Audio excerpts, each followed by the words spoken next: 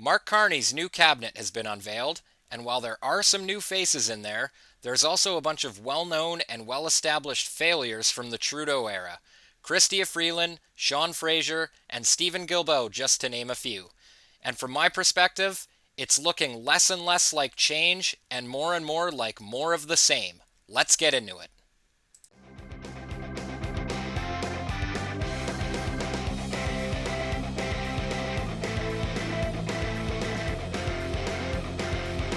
What's up, everybody?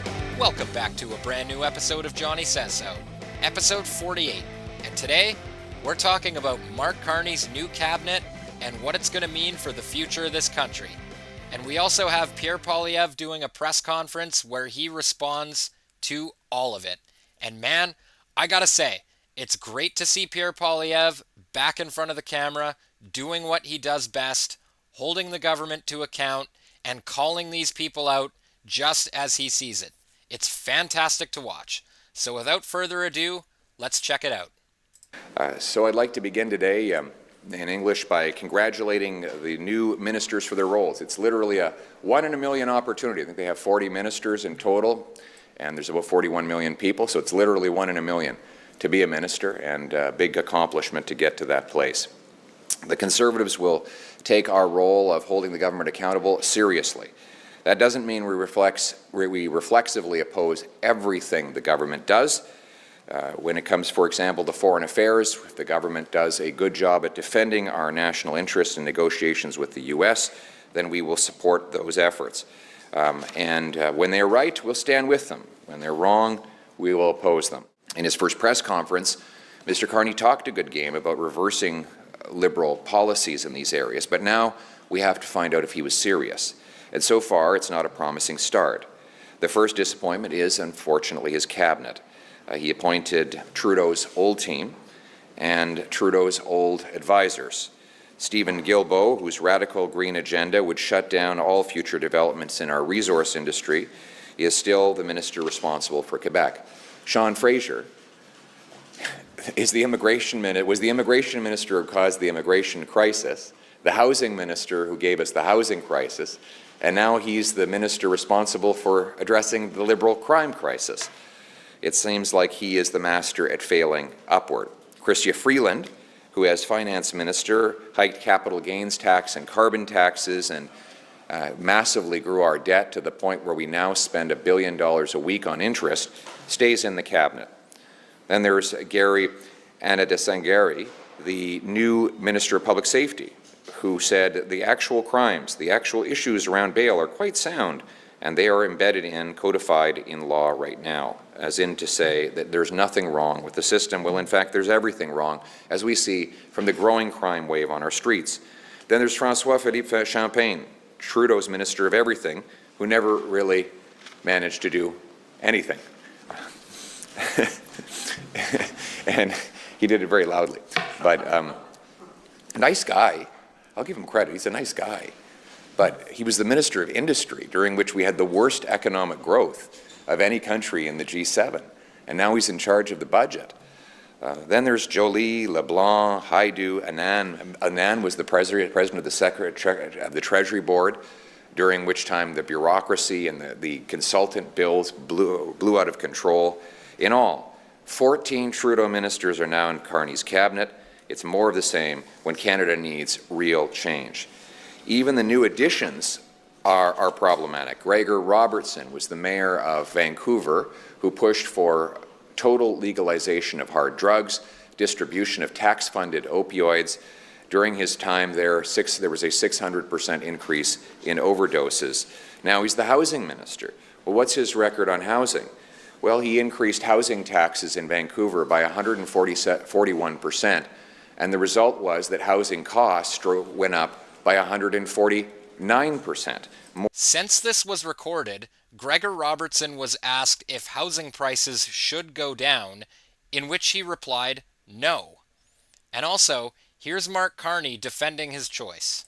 Thank you. And as a follow-up, when Gregor Robertson was Vancouver mayor, the price of buying a house increased by 179% in one of the most expensive markets in Canada. Why do you think someone with this track record should oversee the housing file? Is this a signal from you that you don't think housing prices should go down? You would be very hard-pressed to make that conclusion from everything I've said and what our priorities are. We have a strong view on housing, a very clear policy, a policy developed with a number of members of the team, including with Mr. Robertson, and I'm thrilled that he is in the new role because he brings the type of experience that we need to tackle some aspects of this problem. Some experience? Dude, this guy absolutely decimated the housing situation in Vancouver.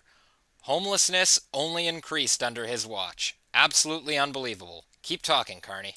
One of them is how the federal government can help get municipal costs and municipal regulation costs down and regulation out of the way so that more houses can be built. Ultimately, the housing crisis, and it is a crisis, is ultimately solved by supply. We can do things to help with affordability at the start, which is why we have the GST cut, but ultimately it's a question of supply. And as I think you know, Julie, we have very aggressive objectives on supply, the doubling of the building of supply across Canada. We're going to have to change how we build. And a lot of that expertise, it's not exclusively, but a lot of it is actually been developed in British Columbia. Minister Robertson is very familiar with it. We're going to incorporate that, but in a pan-Canadian strategy to really drive this. Thank you. All right, so already I do not have very much faith in our housing minister. More than doubling the cost and giving Vancouver, his city, the most expensive housing prices in all of North America. Now, Mr. Carney puts this gentleman in charge of housing. If this is the new blood that Mr. Carney is bringing into the cabinet, then sadly for Canadians, nothing is going to change, and the role of the Conservative Party will be more important than ever. Conservatives will continue to push real solutions. We'll put forward constructive ideas to reverse the housing crisis, make food affordable, and grow our paychecks.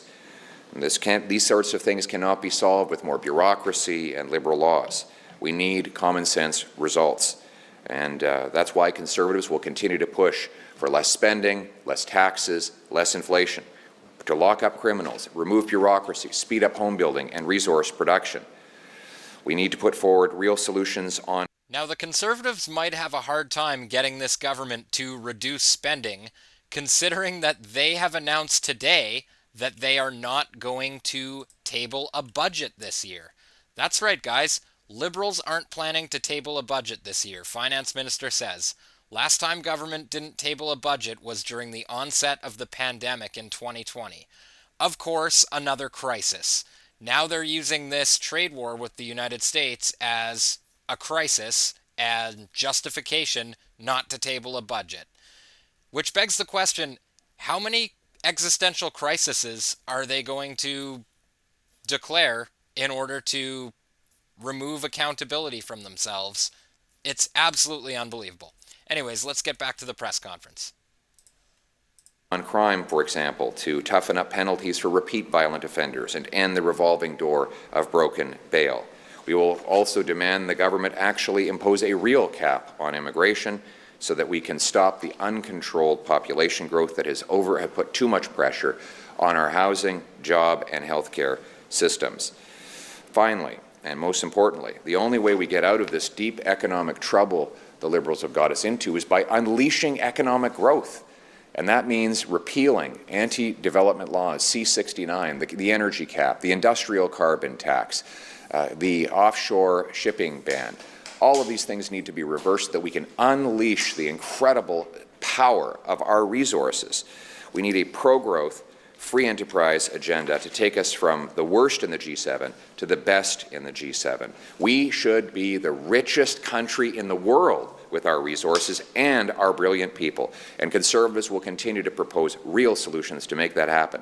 It's our constitutional duty to hold the government to account, and we will do that. We'll give a voice to all the voiceless, those who have been cast aside, ignored, kicked to the curb, the decent, honorable people whose lives have been turned upside down in the last decade, that feel like they've had, until recently, that they've had no voice. They've asked me to continue to fight for them, and Conservatives are going to be their voice on the floor of the House of Commons. We're proud that we brought together the biggest coalition of Conservatives in history that will all work. We want to make sure that every single person who vested their hopes in us sees us fighting for them every day. The trouble with that is there isn't much time this year to actually be in the House of Commons. We've been prorogued since Justin Trudeau's resignation, and by the time they actually get back to work, we're just going to be a few weeks shy of their summer vacation. That's right, guys. We have been going through almost 9.5 months of taxation without representation.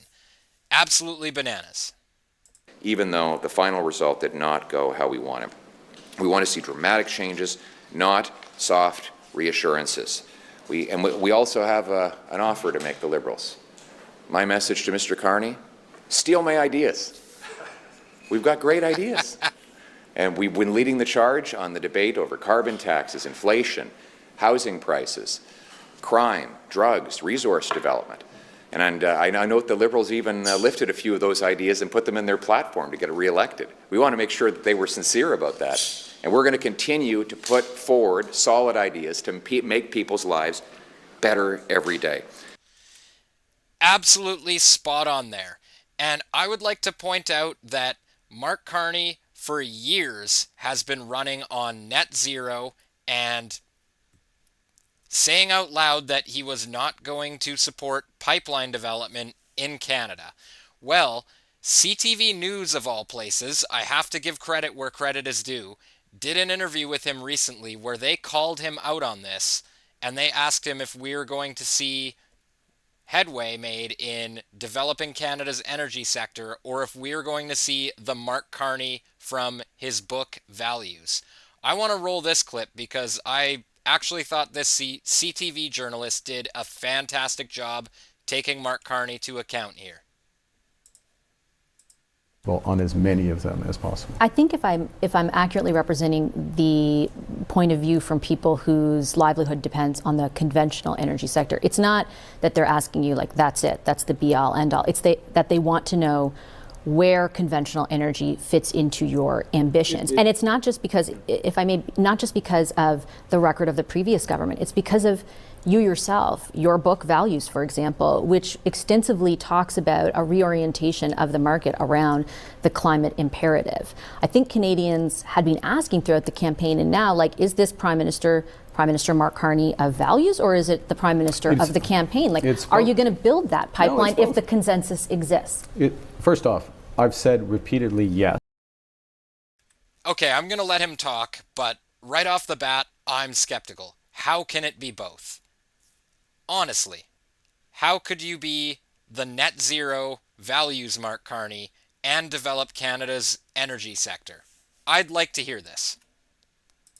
Yes, first point. Secondly, that because I understand the need for that consensus, I'm a Prime Minister who can help create that consensus. You can't create a consensus on your own, but you have to drive processes that bring provinces along, bring the private sector in. Remember, I've got extensive experience. This is not just a concept to me.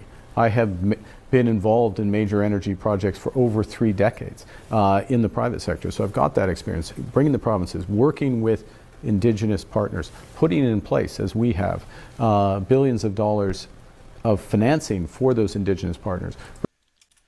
So his answer to this question is essentially, trust me, bro. Every time he's been given a tough question and being asked to justify his position on something, it's essentially, just trust me, bro. I'm an expert. I'm a genius economist. And that's not the only reason to be suspicious of this new Liberal government's intentions when it comes to developing our energy sector. Stephen Gilbo came out today and basically said that we are not going to be developing any new pipelines, and Danielle Smith has called him out for it. Canada's new identity minister, Stephen Gilbo, just deceived Canadians saying we don't need more pipelines because the TMX pipeline is only 40% full and peak oil will be in 2 years. Check this out, guys. Fraser Smith says that she's still concerned that you're part of cabinet and also the new selection of Mr. Boozen for the environment minister. She says it's too close of a tie to you. What do you say in response to that? I think we will have to agree to disagree with Premier Smith. We think that protecting the environment, fighting climate change is important. Lots of Canadians believe that as well. It was a central element of our platform, and we will make good on our commitments. The Prime Minister last night on TV seemed to open the door to potentially changing the emissions cap or the IAA to get projects built. What do you think of what he said? Well, these are important conversations that we will need to have in the coming weeks. Premier Smith is saying that you're anti-pipeline still. What do you say in response to her concerns just broadly about the cabinet, and how do you deal with national unity? How do you address that right now? So on pipelines, people should remember that we bought a pipeline, Trans Mountain, and that is only used right now about 40% capacity. So I think before we start talking about building an entire new pipeline, maybe we should maximize the use of existing infrastructure. And the Canadian Energy Regulator, as well as the International Energy Agency, are telling us that probably by 2028, 2029, demand for oil will peak globally, and it will also peak in Canada. So as far as I know, there are no investors right now, there are no companies that are saying that they want to build an east-west pipeline. And as you know, these things are built by companies, not governments. And finally, we have Sean Fraser, Minister of Justice, who I guess is exhausted from destroying housing and immigration in Canada. And I guess he's going to be taking a little bit of me time and working from home. Ryan Garrettson putting this out on Twitter. Sean Fraser is going to be the Minister of Working from Home, another guy I have zero respect for. He was the catalyst to many of the crises we have today. Again, he was rewarded because he executed it perfectly. When you decided not to run again, you said it was because you wanted to spend more time with your family, and you said when you were coming back again that you worked out a deal with Mr. Carney that you'd be able to, have a little bit more work-life balance. How does that jive with your new role? Well, I expect what you're going to see is when the House of Commons is not sitting, given the nature of the portfolio, a lot of the stakeholders we have are less interested in having you attend groundbreakings, the openings of new buildings that you may have funded, and are quite accustomed to having meetings virtually. So I anticipate during constituency weeks I'm going to be based in my hometown a little more than I was before. There may be an opportunity, depending on what's going on in the House, to avail myself, not all the time of course, but once in a while, of the virtual abilities to participate in the House of Commons proceedings. So we're going to figure some of this out as we go. I'm very proud to have the support of my family to come back. My kids in particular are very excited, even though the little guy's only 3 years old. My daughter at 9 has a better understanding. And it's going to take work on my part, and I'm going to have to ensure that... When you decided... Now look, I'm not going to fault him for being a family man. That's fine. But it just blows my mind that we are paying these people so much money to essentially just work in their underwear if they want. It's insulting. And a lot of this was normalized during COVID. And that's my show for tonight, guys. Now I'd love to turn it over to you in the comments. What do you think of these new cabinet picks? Are there any that concern you? Or are there any that you are cautiously optimistic about? I'd love to know. And as always, like, share, and subscribe, and I'll see you in the next one. Peace.